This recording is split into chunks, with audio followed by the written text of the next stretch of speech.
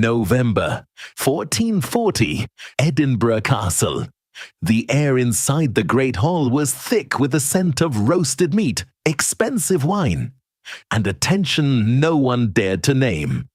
Meet William Douglas, 16 years old and far too powerful for his own good.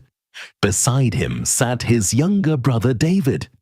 They believed they were here for a peace treaty. They believed the ancient laws of hospitality would protect them.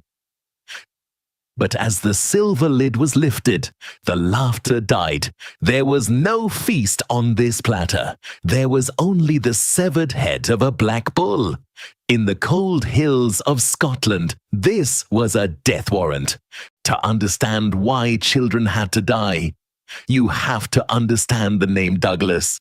Their shadows stretched across every corner of the map, a rival to the throne itself.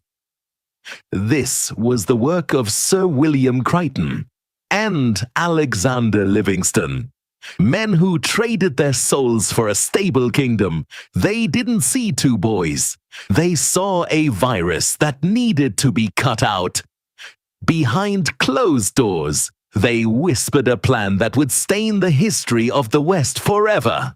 The red heart of the Douglas was about to stop beating. The trap was set with a letter. It was written in the language of friendship. "Come to Edinburgh," it said. "The young king misses his cousins. Let us put aside the swords of our fathers." William Douglas was warned. His advisers pleaded with him. Never let both heirs to the family enter the same castle at the same time. They knew the brutal math. If one dies, the other must live. To take revenge, but William was 16. He was idealistic. He believed in the laws of hospitality, an unwritten code that promised, if you eat a man's salt and drink his wine, you are under his protection. To break this was to invite a curse upon your soul. And so William took his brother's hand and rode toward the dark spires of Edinburgh. They were greeted with smiles. For 2 days they were treated like royalty. Young King James, only 10 years old, truly loved them. He was happy to have his cousins back. He didn't know that while they played games in the sunlight, his own protectors were sharpening their axes in the cellar. When that black bull's head hit the table, the boys knew. They stood up to draw their swords, but the servants weren't servants.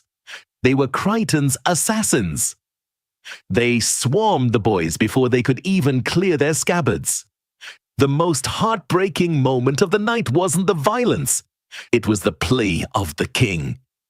Little King James stood up, tears streaming down his face, and begged Crichton to spare his friends. But Crichton didn't even look at him. They were given a mock trial in the courtyard. It lasted minutes. There was no defense, no jury. Only the cold Scottish rain and the sound of the executioner's block being dragged into place. The axe fell twice. The line of the Black Douglas was severed. Crichton and Livingston thought they had won. They thought they had secured peace. They were wrong. The Black Dinner became a rallying cry. It didn't destroy the Douglas power. It turned it into a monster.